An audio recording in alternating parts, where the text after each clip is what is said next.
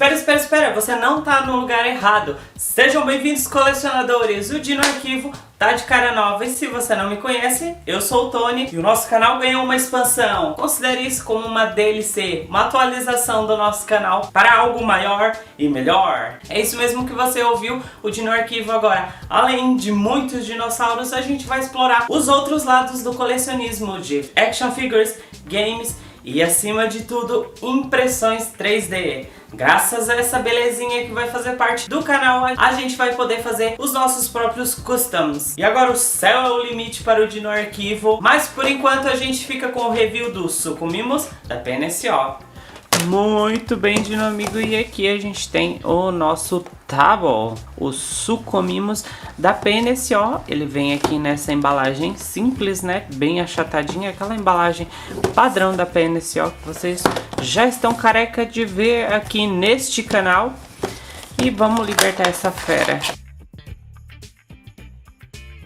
Aqui, aquele monte de papel, né, aquele gasto de papel desnecessário que vocês já sabem, mas tem uma coisa aqui nesse que eu gostaria de mostrar para vocês a respeito da coloração dele. Parece que essa coloração, olha, ela ia ter alguns tons de rosa e um pouco de amarelo também. Achei que ia ficar bem interessante. Porém, a PNSO não fez isso e a gente já vai falar já, porque a coloração dele é a primeira coisa que eu vou falar. Ele vem com aquele pôster, né, que vocês já viram em alguns outros vídeos que eu mostrei, só que esse pôster é absolutamente pobre. Por que que eu tô falando isso?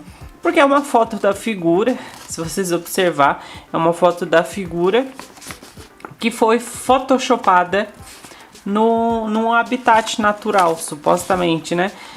Eu digo isso porque aqui dá pra vocês verem melhor.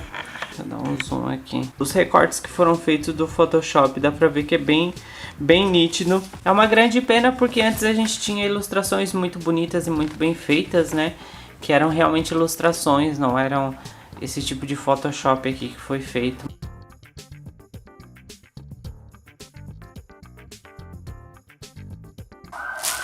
E ele acompanha, é claro, o... Obrigado, polícia. E ele acompanha, é claro, né, o stander, o pedestal dele, né, que é a bengala de apoio, porque ele é um idoso. E como eu já falei, a gente vai começar falando da coloração dessa figura. E eu achei essa coloração, além de um pouco preguiçosa, é uma coloração que copia muito o Irritator da Dino Hazard.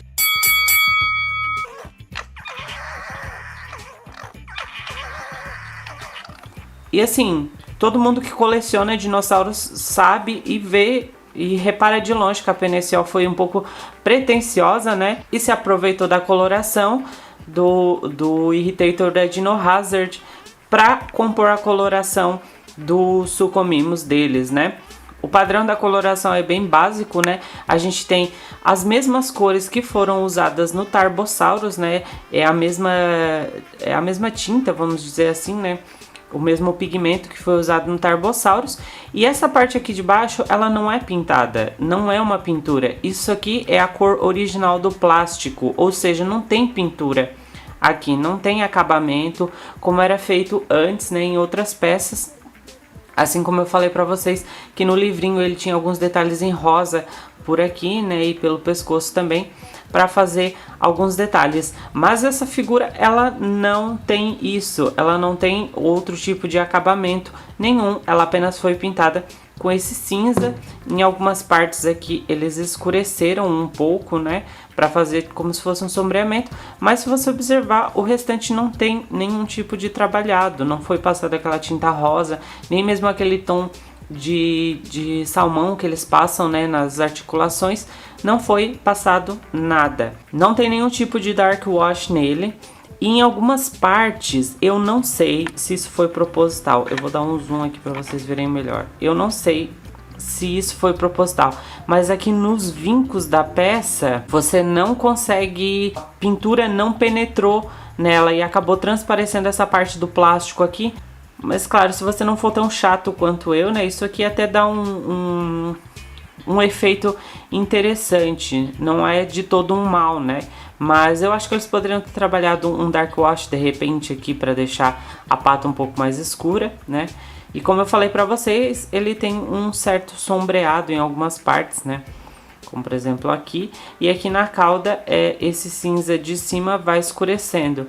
Esse degradê aqui das costas foi feito só com a tinta cinza, com o cinza escuro, né? Esmaecendo pro tom do plástico. Mas de resto, ele não tem mais nada. A gente pode falar dessa maravilhosa crista que ele tem, né? Aqui é uma característica bem grande nos Baryonychines e também nos Spinosaurídeos. E ela foi maravilhosamente pintada num tom de laranja, que migra para um amarelo, que migra para um tom de verde. Eu acho que um degradê teria ficado um pouco melhor aqui, mas como é uma parte pequena, eu até vou relevar, porque tem uma certa dificuldade para pintar, né? Vamos falar da pintura da boca e dos dentes. Tem que tomar muito cuidado porque a mandíbula dele é muito fininha. A pintura dos dentes dele é daquele jeito, né? Em algumas partes pegou bem, em outras partes nem tanto. Mas de todo o resto eu acabei gostando bastante da pintura dos dentes. Tá bem feita, no meu ver, não tá tão mal assim. A pintura dentro da boca dele também tá bem feita. Não é de todo um mal, né? A gente já vai falar um pouco sobre a proporcionalidade da cabeça pro corpo, né? O olho dele tá muito bem pintado. Isso a gente tem que admitir, né? A Penicil nunca erra nesse quesito, né? Mas é basicamente só isso. É toda uma mistura de cinza, né? Com outros esmaecimentos da própria cor em direção ao plástico. Mas é basicamente só isso, ele não tem uma coloração muito elegante ou algo muito bem feito, né? Eu até ouso dizer, né, que essa figura quase não saiu. Eles até foram muito espertos em lançar o irmão dele antes, né, que é o Sinopliosaurus, que tem uma coloração muito mais bem feita, tem um acabamento muito melhor. A pintura dele é muito mais elaborada, a gente vê variações de cores. Aqui a parte de baixo dele foi pintada, ele não tem coloração do plástico, ele é pintado completamente. A gente tem essa coloração que eu não gosto muito, mas que pelo menos é uma coloração bem feita, né? Esse aqui, além de parecer uma cópia da Dino Hazard, ele tem uma coloração pobre. Então, no fundo, eu acho que a PNSO não ia lançar essa figura, mas acabou lançando, né? O Sinopliosaurus aqui ia substituir o Suchomimus, mas de última hora ela acabou lançando. Até porque, como eu já falei pra vocês, o Sinopliosaurus ele não tem muito material científico. Então eu acho que a PNSO ficou meio que trabalhando em cima do Suchomimus e do Baryonyx e acabou optando por lançar essa figura primeiro e depois viu que fez sucesso, acabou lançando essa outra aqui para fazer complementar. Me arrisco a dizer, são teorias, não quer dizer que a marca realmente fez isso, mas é o que eu acho. Vamos falar de morfologia então. O crânio dessa criatura tá perfeito, a escultura dele tá muito bem feita, você consegue ver aqui as variações, né, das fenestras que a gente tem. E falando em fenestra, a gente tem aqui a fenestra nasal, né, mostrando que ele caçava na superfície, né, e não no fundo dos lagos debaixo d'água, como era o caso do Spinosaurus. Isso prova mais uma vez que da família dos Baryonychines eles eram muito mais terrestres do que aquáticos, né? E ainda falando do crânio, a gente percebe que aqui próximo dos dentes eles adicionaram umas placas de queratina, né? O próprio Charles Fang falou sobre isso, que é muito similar ao dos crocodilos e jacarés, alligatorídeos, né? E na minha opinião ficou muito bom esse design que foi colocado aqui, ficou bem orgânico, bem natural. E agora a gente vai falar de uma coisa um tanto estranha, né? Que é a proporcionalidade da cabeça dele. Se você olhar ele de frente, vai ver que ele tem uma cabeça mais achatada do que o corpo. Como assim? Como isso é possível? Assim, isso é possível devido à morfologia dele. Parece que ele tem o nariz do Lula Molusco, mas é assim mesmo, né? A respeito dos braços dele, achei bem interessante que deixaram uma musculatura bem forte no braço, né? Porque ele usava as patas para agarrar suas presas, então faz sentido que ele tenha uma musculatura bem forte em comparação com seu outro irmão aqui, que tem as mãozinhas mais estreitas e os cotovelos mais gordinhos. Ele tem os braços realmente mais fortes. Muito legal isso, muito bom. As patas traseiras dele também são um pouco mais alongadas e tem uma musculatura mais forte aqui. A gente vê algumas plaquinhas de queratina aqui no dorso dele. A gente vê algumas plaquinhas de queratina aqui no dorso dele. Mas uma coisa que me incomodou um pouco nessa figura, né, é que eu acho que a texturização dele ficou um pouco a desejar, né? Por mais que ele e o Sinopliosaurus, tem uma textura muito similar, né, com essas osteodermes por cima e uma escamatura mais fina, eu acho que eles poderiam ter trabalhado um design um pouco mais crocodiliano nele, né, já que eles fazem parte dessa família. Mas eu acho que eles poderiam ter melhorado um pouco, né, essa questão da texturização. Não tô dizendo que a texturização dele tá ruim, não tá ótima. Os detalhes são bem finos e bem relevantes, né, as dobras aqui estão muito bem feitas, né. Tudo que a PNSO faz, ele é muito bem feito, mas está começando a deixar a desejar em algumas partes, como por exemplo isso. O exemplo clássico que eu trago aqui para vocês é o Spinosaurus, né? Ah, Antônio, mas são famílias diferentes. Spinosaurídeos e Baryonychines são duas famílias distintas e separadas. Mas não importa, você tem um gato, você tem um leão, você tem um puma, todos eles têm pelo. O que varia é a coloração e a intensidade. Agora, por exemplo, isso aqui que o espinossauro tem, que eu acho maravilhoso, que esse escudo osteodérmico na parte de baixo para proteger a barriga, era algo que esse carinha aqui também poderia ter. Ah, mas ele não é aquático, então não faz sentido que ele não tenha. Mas os dois são da mesma família. Eu acho que ele poderia ter algum tipo de variação dessas escamas aqui na parte de baixo. Também, se a gente levar em consideração que são da mesma família, né? Poder ter algumas variações, como por exemplo, olha a quantidade de escamas que o Spinosaurus tem na parte de cima. O design delas é completamente diferente desse design aqui. Mas a gente considera então que eles optaram por um design que torna ele mais terópode, né? Mais terrestre, que é o caso, né, do Suchomimus, assim como do Baryonyx e do Sinopliosaurus. Então tá tudo bem a princípio, mas acho que poderiam ter caprichado um pouquinho mais, né?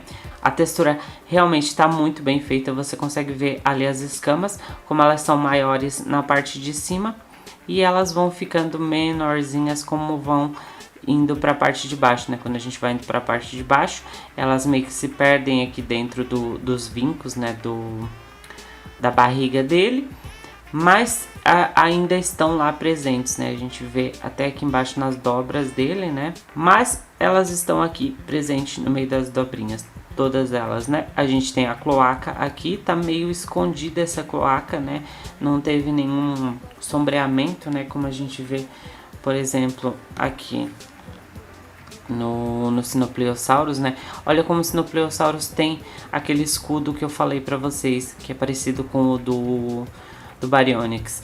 E se o Sinopliosaurus também é considerado um terópode, né? Ele é mais terrestre, por que adicionaram a cauda natatória nele também, né? Já que o focinho dele corresponde a um focinho de um Baryonychine, né? De um Suchomimus, que tem a fenestra nasal mais afastada, mais próxima da ponta do focinho, certo?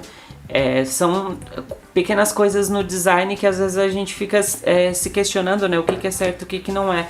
Pois no Baryonyx eles optaram por dar uma cauda mais de um terópode, né? Não ficou feio, não tô criticando o design em questão de parecer bonito ou feio. Tô fazendo questionamentos a respeito da aparência, né? De por que um tem e o outro não tem. Mas, enfim, entre mortos e feridos salvaram-se todos. A gente tem a questão das vértebras da coluna dele, né? No Suchomimus, elas Nos sucomimos, pelo que foi encontrado nos fósseis, as vértebras tendem a fazer uma elevação em direção ao quadril, né? Para as vértebras sacrais, que no caso do Ichthyovenator, assim como no Sinopleosaurus, a gente tem essa depressão, né? Essa queda na parte do quadril. Já no Baryonyx, elas são todas iguais, né? Ele não tem uma elevação aqui no quadril. A gente pode ver que uma leve elevação, não é muita coisa, mas tá ali presente, né?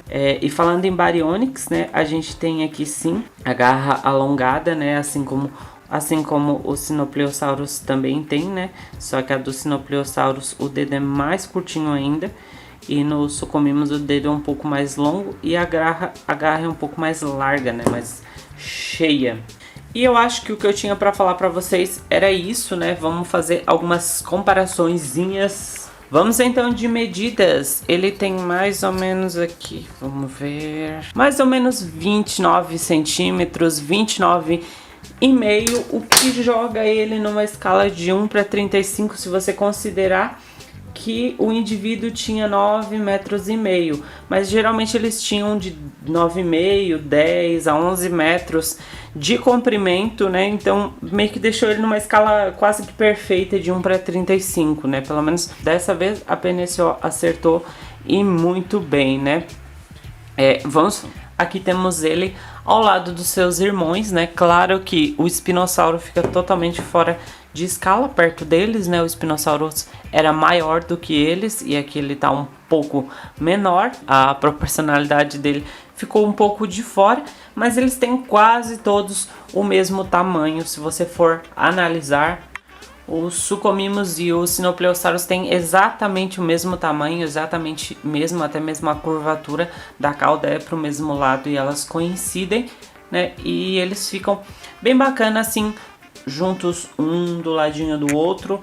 Pra gente fazer mais uma comparação, eu trago aqui o Baryonyx da Mattel, né? Claro que uma coisa não tem nada a ver com a outra, mas eu adoro esse Baryonyx aqui todo articuladão. E eles têm praticamente o mesmo comprimento, da ponta do focinho até a ponta da cauda, eles têm praticamente o mesmo comprimento. Porém, o Baryonyx da Mattel, da Hammond Collection, ele é muito mais robusto, né? E esse aqui, ele já é mais todo proporcionalzinho, né? Inclusive eu não falei, mas a pata dele é muito pequena. Quer dizer, é proporcional ao dinossauro, né? Mas é tão incrível, porque cada vez que eu vejo isso e vejo que a figura ela fica de pé estabilizada, eu lembro da desgraça que a Mattel faz com os pés das figuras, né? Com medo de que eles não fiquem de pé. Para mais uma comparação, o Baryonyx da Safari eu trago aqui.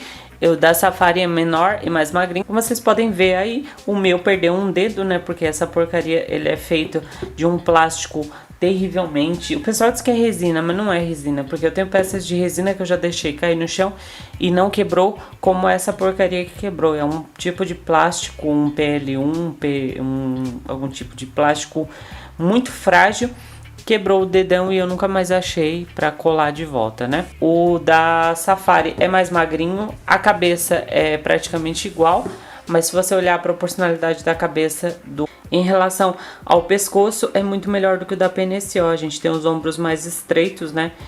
E a cabeça acompanha o pescoço nessa figura. No da PNSO a gente não tem isso, a gente tem uma cabeça que parece um serrote, bem achatada, e um corpo mais largo. Eu acredito que o corpo da PNSO está um pouco fora de proporcionalidade, mas enfim, essas são as nossas comparações de hoje. É isso aí, colecionadores, por hoje é só. Não se esquece de se inscrever, de deixar o seu like, ativar o sininho para não perder nenhuma novidade que está chegando. E esse canal vai estar sempre comprometido com o seu entretenimento acima de tudo. E eu te vejo no próximo vídeo. Continue ligado. Tchau!